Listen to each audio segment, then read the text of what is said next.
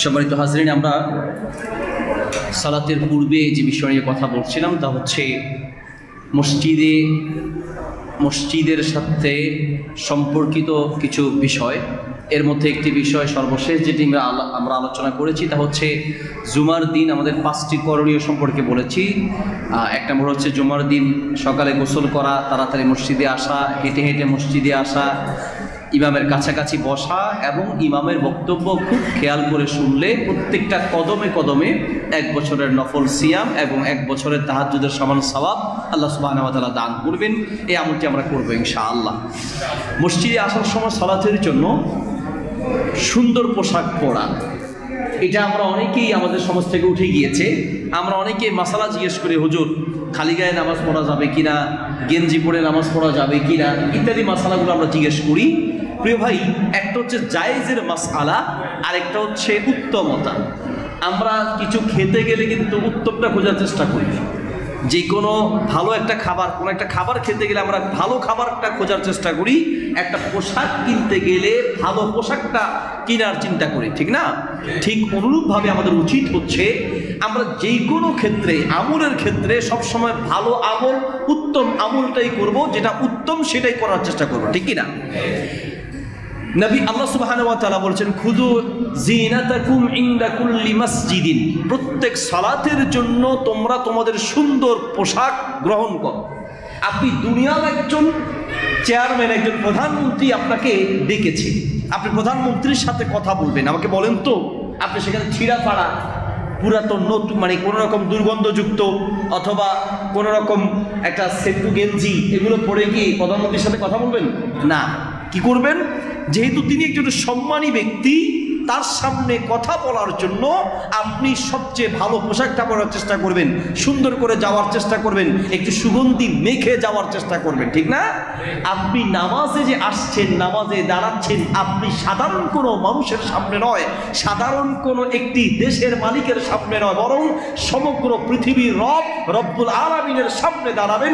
সেই ক্ষেত্রে আপনার পোশাকটা সবচেয়ে সুন্দর এবং উত্তম হওয়া দরকার, ঠিক কিনা? এই জন্য মসজিদে আসার সময় একটু ভালো পোশাক পরে আসবেন। তবে হ্যাঁ, আপনি বাইরে আছেন, কাজ করছেন, ভালো পোশাক নেই, যেই পোশাক আছে সেই পোশাক নিয়ে নামাজ পড়তে হবে। পোশাকের অজুহাত দেখিয়ে নামাজ ছাড়ার কোনো সুযোগ নেই। অধিকাংশ যুবককে আপনি নামাজের জন্য ডাকলে সে বলবে, হুজুর নামাজ কালকে থেকে পড়বে। আরে বাবা, এখন কি হয়েছে? হুজুর সমস্যা আছে। কি সমস্যা? হুজুর প্যান্টে প্রস্রাব লেগে গেছে। কেন লাগছে? তুমি কি শিশু বাচ্চা দুধ খাও যে প্যান্টে প্রস্রাব করো? না হুজুর, প্রস্রাব করার সময় পানি লই নাই তো 2-1 ফোঁটা যা ছিল কিছু হাতে মুছছি, আর হাতের গুলা নিয়ে মাথায়, আর বাকিটা প্যান্টে। কথা বলো, ঠিক কিনা? এটা একটা স্টাইল। সম্মানিত হাজরিন, তো প্যান্টে প্রস্রাব লেগেছে, এই যে কাপড় খারাপ, অনেক মহিলারাও এই অজুহাত দেয় যে আজকে কাজ করতে করতে ক্লান্ত হয়ে গেছে। আপনি বলবেন যে নামাজের টাইম চলে যাচ্ছে, কয় যেমন সামনে কি নামাজ পড়া যায়? গোসল করবো, কাপড় পাল্টামো, পরিষ্কার হবো, তারপরে কতক্ষণে হবে? আসরের সময়, ঠিক কিনা? তাহলে এই যে কাপড়ের অজুহাত দিয়ে নামাজ ছাড়ার কোনো সুযোগ নেই। পবিত্র কাপড় পরে নামাজ পড়তে হয়।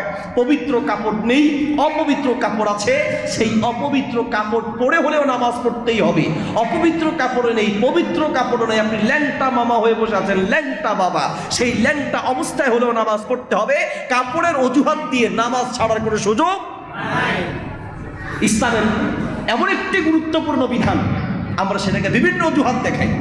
কেউ আছি সফরে যাচ্ছি, বাসে আছি, আজকে নামাজ পড়তে পারি নাই। কি হয়েছে? কয় যে ফেনী থেকে রাজশাহী যাচ্ছি, রংপুর যাচ্ছিলাম, তো গাড়িতে ছিলাম, নামাজ পড়তে পারি নাই। গাড়িতে ছিলেন, এই অজুহাতে নামাজ ছাড়ার কোনো সুযোগ আছে? কোনো সুযোগ নেই। বিয়ে সাহেব, ভালো করে মনে রাখবেন, নামাজ এমন একটা ইবাদত, পানি দিয়ে অজু করে নামাজ পড়তে হয়। পানির ব্যবস্থা নেই, মাটি দিয়ে তায়াম্মুম করে নামাজ পড়তে হবে। পানিও নেই, মাটিও নেই, বাসে আছেন, ওই বাসের মধ্যে পায়ের তলায় যে ধুলা আছে, সেই ধুলা দিয়ে তায়াম্মুম করে হলো নামাজ পড়তে হবে। নামাজ ছাড়ার কোনো সুযোগ নেই। হ্যাঁ, আলহামদুলিল্লাহ, আমি গতকালকেও বলেছি যে আমাদের দেশে ট্রেনে আলহামদুলিল্লাহ মোটামুটি ওয়াশরুমের ব্যবস্থা আছে, একটু অজু করা যায়, কিন্তু বাসগুলোতে নাই। করলে অসুবিধা কি? একটা বাস তৈরি হওয়ার পরিকল্পনা চলছে শুনছি, না হলে এটা ব্যবস্থা করা দরকার। যারা বাস কোম্পানি আছেন তাদের উচিত এমন কিছু বাসের ব্যবস্থা, সেই বাসে যেন ওয়াশরুমের ব্যবস্থা থাকে, সেখানে একটু অজু করার সুযোগ থাকে, ঠিক কিনা? সম্ভব কিনা? সম্ভব। অসম্ভবের কি আছে?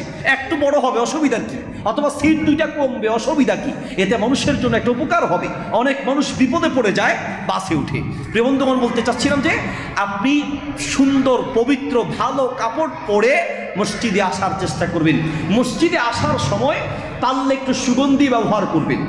দুর্গন্ধযুক্ত কোনো কিছু গায়ে দিয়ে অথবা দুর্গন্ধযুক্ত কোনো কিছু খেয়ে মসজিদে আসা উচিত নয়, কারণ এতে করে আপনার কষ্ট হবে, আপনার সাথে আরো 2-4 জনের কষ্ট হবে।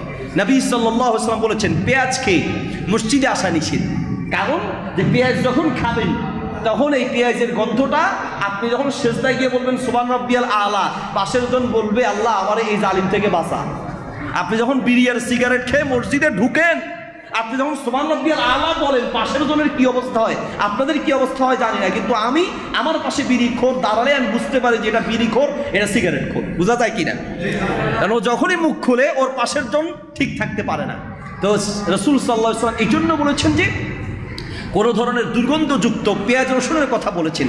এটা দিয়ে অন্যগুলো আপনি বুঝতে পারেন যে বলে এখন হুজুর তাহলে আমি বিড়ি খাই সিগারেট খাই তাহলে আর মসজিদেও আসবো না, এরকমও চিন্তা করতে পারেন যে হুজুর তাহলে আর মসজিদে আসবো না। ভাই আমার, আপনি বিড়ি সিগারেট এটা হারাম, এটা অবশ্যই ছাড়ার চেষ্টা করবেন। পাশাপাশি বলবো যদি ছাড়তে নাও পারেন অন্তত মসজিদে আসেন, আসার সময় একটু ভালো করে কুলি করে আসেন, যেন পাশের জন অন্তত কষ্ট না পায়, তার যেন কষ্ট না হয়। তারপরে আপনি মসজিদে আসেন, কারণ আপনি বিড়ি খাচ্ছেন সিগারেট খাচ্ছেন কোনো হারামের সাথে গুনাহের সাথে জড়িত আছেন, এরপরে মসজিদে আসেন। হয়তোবা এই মসজিদে আসার মাধ্যমে, কিছু কথা শোনার মাধ্যমে, এই নামাজ পড়ার মাধ্যমে আল্লাহ সুবহানাহু ওয়া তাআলা আপনাকে সব হারাম থেকে মুক্ত করবেন ইনশাআল্লাহ, ঠিক কিনা? আমরা এমন বহু মানুষকে দেখেছি, এমন বহু মানুষকে পেয়েছি আলহামদুলিল্লাহ। গত 1-1.5 বছর আগে, সম্ভবত বছরখানিক হবে, আমাদের পরিচিত ঢাকাতে থাকে, ফেনীতে তার বাড়ি, ব্যবসায়ী মানুষ, খুব সফল একজন ব্যবসায়ী।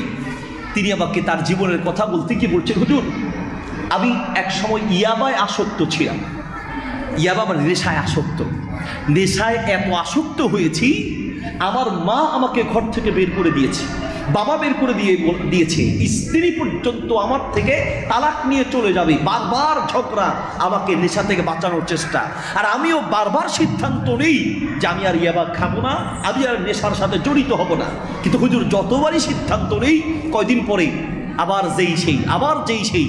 কারণ নেশায় আসক্ত মানুষ যারা, তারা বুঝে নেশা ছাড়া অনেক কঠিন ব্যাপার। তো বলছে হুজুর অনেক চেষ্টা করলাম, পারিনি। একবার সিদ্ধান্ত নিয়েছি যে এই নেশা আমাকে ছাড়তেই হবে। তো কি করা যায়? আমি সেই সিদ্ধান্ত অনুযায়ী ইয়াবাতে প্রস্রাব করে, একটা ইয়াবা নিয়ে সেটাতে প্রস্রাব করে পলিথিনি পেঁচিয়ে এরপরে মানিব্যাগের ভিতরে রেখেছি। আর নিজের মনকে নিজে বললাম যে শুন, যদি তোমাকে ইয়াবা খেতেই হয় এই প্রস্রাব করাটা খাবে। আর আমি মনে মনে চিন্তা করেছি যে সম্ভবত এই প্রস্রাবের কথা চিন্তা করে আমার ভিতরে যে নেশা সেটা হয়তো জাগ্রত হবে না। কিন্তু হুজুর শেষ পর্যন্ত ওই প্রস্রাব করা ইয়াবাটা পর্যন্ত খেয়েছি, প্রস্রাব করা এই ইয়াবাটা পর্যন্ত খেয়েছি। আমি বললাম তারপর? বলছে হুজুর আজ 3 বছর হলো আলহামদুলিল্লাহ, আপনাদের বিভিন্ন আলোচনা শুনি, লেকচার শুনি, আলহামদুলিল্লাহ আপনাদের বক্তব্য শুনি, এই যে মিডিয়ার মাধ্যমে আলোচনাগুলো শুনতে শুনতে কিছুটা আলহামদুলিল্লাহ লাইনে এসেছি এবং এতটা পরিবর্তন হয়েছি। আজকে 3 বছর ওই ইয়াবা তো দূরে থাক, বিড়ি সিগারেটের কাছেও যাই নেই। আমি বললাম যে কোন বক্তব্যগুলো সবচেয়ে বেশি আপনার জীবনটাকে পরিবর্তন করেছে? আমাকে বলেছে হুজুর একটা আয়াত আমার জীবনকে পাল্টে দিয়েছে। সেই আয়াতটা হচ্ছে কিয়ামতের মাঠে আল্লাহর সামনে দাঁড়িয়ে জীবনের হিসাব দিতে হবে। এই কথাটা যখন কলিজার ভিতরে ঢুকেছে, আমি ওই নেশা, ওই সিগারেট আর ওই ইয়াবাকে লাথি মেরে আমি আল্লাহর পথে এসেছি। আল্লাহু আকবার। এই জন্য তো বলি যুবক ভাই, মাঝে মাঝে কবরস্থানে যাবেন, মাঝে মাঝে হসপিটালে যাবেন।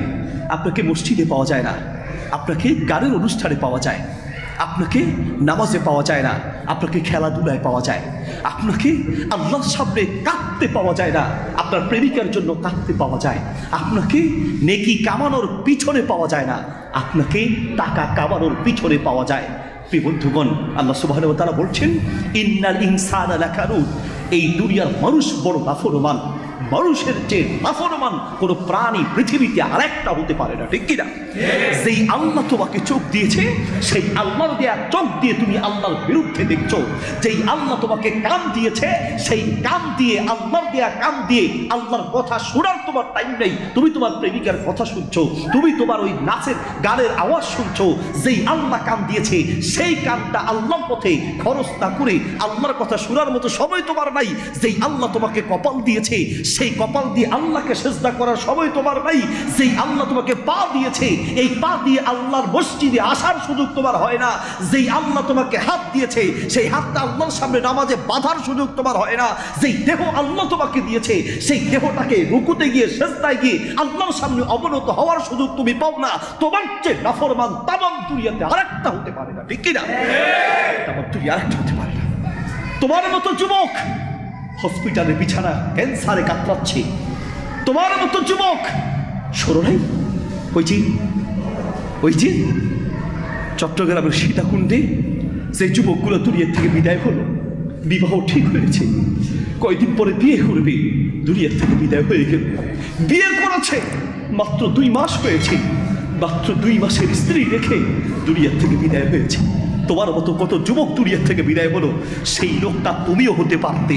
সেই সীতাকুণ্ডের ফ্যাক্টরিতে আগুন লেগেছে, তোমার ঘরেও আগুন লাগতে পারে, তুমিও দুনিয়ার থেকে বিদায় হতে পারো। তুমি যেই মুহূর্তে এখানে বসে কথা শুনছো, ঠিক এই মুহূর্তে পৃথিবীর বহু যুবকের লাশ রাস্তার পাশে অ্যাক্সিডেন্ট করে রাস্তার পাশে পড়ে আছে, ঠিক কিনা?